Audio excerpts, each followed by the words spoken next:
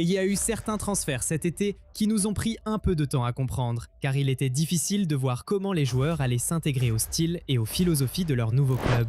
Mais il y en a d'autres qui ont tout de suite eu du sens, car, d'un point de vue stylistique et philosophique, ils correspondent parfaitement. Ce sont ce genre de transferts dont nous voulons parler dans cette vidéo aujourd'hui. Voici 8 nouveaux transferts estivaux qui ont tout simplement du sens. Nous allons commencer avec Rodri. Le voir porter le maillot de Barcelone a vraiment du sens. C'est le genre de recrutement qui donne l'impression d'avoir toujours été écrit dans les étoiles. Barcelone a toujours été un club réputé pour avoir les meilleurs milieux de terrain du monde. Qu'ils les aient formés dans leur académie ou recrutés ailleurs, cela n'avait pas d'importance, ça s'est toujours fait. Et plus encore, la plupart des meilleurs milieux de terrain espagnols de tous les temps ont joué pour Barcelone à un moment ou à un autre. Pensez à Xavi, Iniesta, Busquets, Thiago Alcantara, Pedri, Gavi, Dani Olmo, Fermín López. C'est l'histoire de Barcelone. Donc, recruter Rodri avait tout son sens. Il pense déjà comme un joueur de Barcelone, avec sa volonté de toujours garder le ballon, conserver la possession et dominer le milieu de terrain. Ce n'est pas un gars qui veut seulement gagner. Il se soucie aussi de la manière dont on joue pour arriver à la victoire, ce qui est l'essence même de Barcelone. Donc, il s'intégrera parfaitement. De plus, la génération précédente de l'équipe nationale d'Espagne alignait souvent un 11 composé de 3 milieux de terrain de Barcelone. Avec cette signature, cette tendance peut se poursuivre, avec un milieu composé de Rodri, Pedri et Dani Olmo. Un autre nouveau joueur qui correspond parfaitement à son nouveau club est Ferran Torres. Sous la direction de Luis Enrique, le PSG a acquis une identité assez distincte, et Ferran s'y intègre parfaitement. Nous parlerons davantage de cette identité dans un instant, mais si vous n'êtes pas encore abonné à la chaîne, c'est le moment idéal pour le faire afin de ne jamais manquer notre contenu incroyable. C'est fait? Très bien, revenons à la vidéo. Regardez le PSG aujourd'hui. Et certaines choses sont devenues très claires depuis qu'Enrique a pris les commandes. Tous leurs attaquants peuvent jouer sur toute la ligne d'attaque. Ils ont tous beaucoup d'énergie et ils aiment presser fort et haut. Ferran Torres remplit toutes ces conditions. Lorsque Flick avait besoin d'un pressing haut, il le faisait toujours jouer à la place de Lewandowski. Et bien sûr, nous l'avons vu jouer comme ailier et comme avant-centre, aussi bien avec l'Espagne qu'avec Barcelone. Donc on peut le voir s'intégrer parfaitement dans cette équipe du PSG, encore plus que Gonzalo Ramos. En plus de cela, le PSG adore recruter des joueurs de Barcelone. Cela semble même être devenu une partie de leur identité ces dernières années. Messi, Neymar, Dembélé, Xavi Simons, Frenkie de Jong, Arnold. Ferran Torres ne ferait que prolonger cette tendance. Donc oui, celui-ci avait tout son sens. Ensuite, parlons de Youri Tielemans. C'est exactement le type de milieu de terrain auquel on est habitué à Manchester United. Donc ce transfert est très logique. Au fil des années, United a toujours eu au moins un milieu de terrain complet dans son équipe.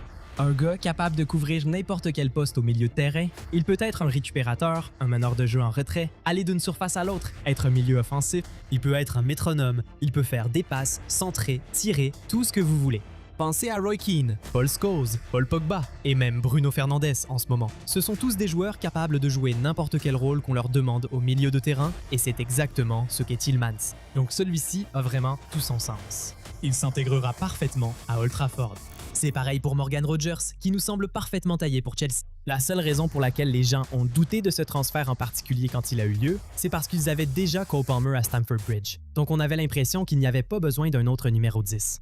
Mais quand on regarde les recrutements séparément, on voit que Rogers est exactement le type de milieu de terrain que Chelsea recherche habituellement. Les Blues adorent un bon milieu offensif. Un gars qui est milieu de terrain sur le papier, mais qui joue comme un attaquant, et qui a presque toujours les statistiques d'un attaquant. Je veux dire, c'est le club qui a recruté Frank Lampard, Deco, Joe Cole, Kevin De Bruyne et Cole Palmer. Ils adorent précisément ce type de milieu de terrain. Et au vu de cette tradition, le recrutement de Morgan Rogers a tout simplement du sens. Vous savez quel autre transfert a aussi du sens? Celui de Cristiano Romero. Le seul club de football en Europe pour lequel Romero aurait toujours dû jouer, c'est l'Atlético de Madrid.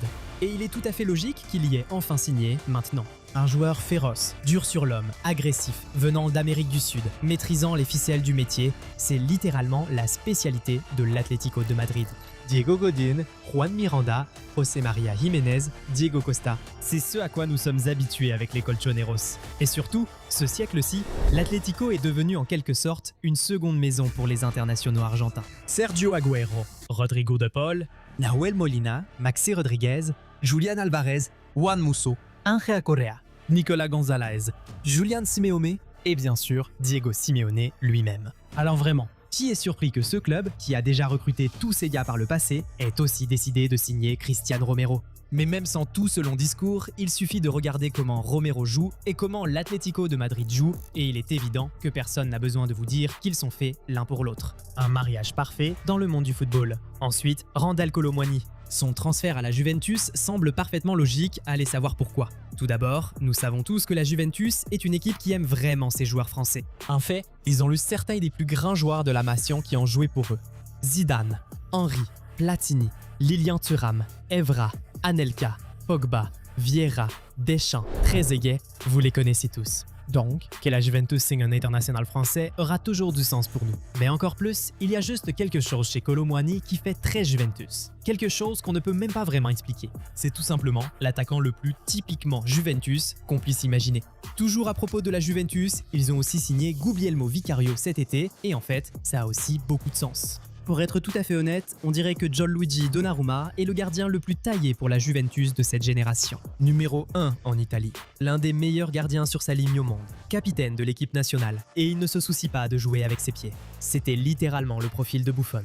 Mais comme il ne pouvait pas avoir Donnarumma, la Juventus a décidé de se tourner vers la meilleure alternative, Guglielmo Vicario. Le numéro 2 de l'Italie, un pur gardien sur sa ligne, utilise à peine ses pieds et a une personnalité très affirmée et très expressive. Oui, il est tout à fait logique qu'il l'ait recruté. Honnêtement, Vicario semble correspondre beaucoup mieux à la Juventus qu'Emi Martinez, qui intéressait initialement le club. Dans un monde idéal, Martinez devrait jouer pour l'Atlético de Madrid. Terminons maintenant cette vidéo avec Ibrahima Konaté. Le voir rejoindre le Real Madrid, c'était comme regarder deux personnes qui se draguent depuis longtemps enfin se marier. Konaté est exactement le type de défenseur que Florentino Pérez adore. Il a un peu changé ses habitudes en allant chercher Dial Huijsen l'année dernière, mais il est vite revenu à ses préférences avec ce recrutement cet été. Le Real Madrid est connu pour recruter des défenseurs grands, puissants, rapides et agressifs. Je veux dire, c'est le club qui a eu Pepe, Sergio Ramos et qui compte encore Antonio Rudiger dans ses rangs.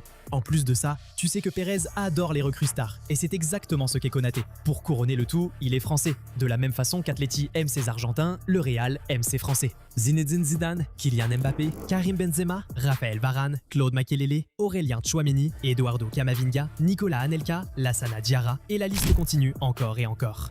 Et pour couronner le tout, c'était un transfert gratuit. La seule chose que Pérez aime plus que recruter un Galactique, c'est recruter un Galactique gratuitement. Il l'a fait avec Mbappé, il l'a fait avec Rudiger, il l'a fait avec Alaba, il l'a fait avec Trent, donc Konaté et Bernardo Silva cet été ne faisaient que poursuivre cette tendance. Comme vous pouvez le voir, le transfert de Konaté au Real Madrid avait vraiment beaucoup de sens. Il correspond parfaitement à son nouveau club, ça c'est certain. Bref, il est maintenant temps d'entendre vos avis. Y a-t-il d'autres transferts qui ont lieu cet été et qui selon vous ont tout simplement du sens? Parlez-nous-en dans les commentaires. Maintenant, si vous avez aimé cette vidéo, mettez un pouce bleu et abonnez-vous à la chaîne.